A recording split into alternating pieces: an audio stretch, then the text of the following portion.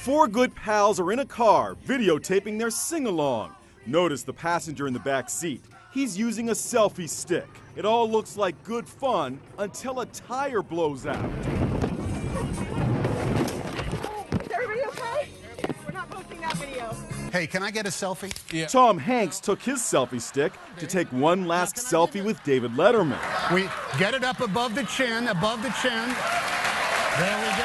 These are my selfie sticks, everybody. Comedian Kevin Hart used 3 selfie sticks at the People's Choice Awards to shoot himself with Kaylee Cuoco and Josh Gad. Selfie sticks first exploded onto the U.S. market in 2011, and you're bound to see them just about everywhere this coming holiday weekend.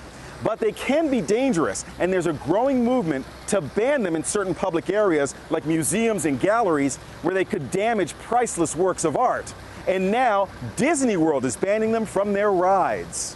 Danger, danger. How dangerous can they be?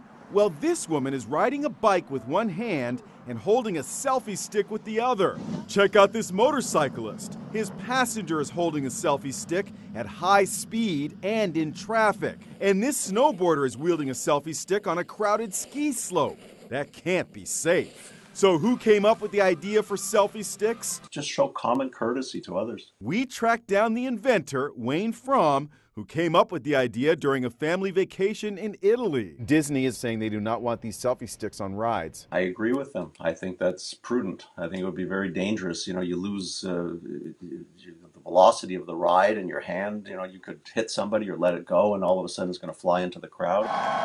So you may not see many more spectacular videos like this. Rock festivals like Lollapalooza just announced that it is banning selfie sticks.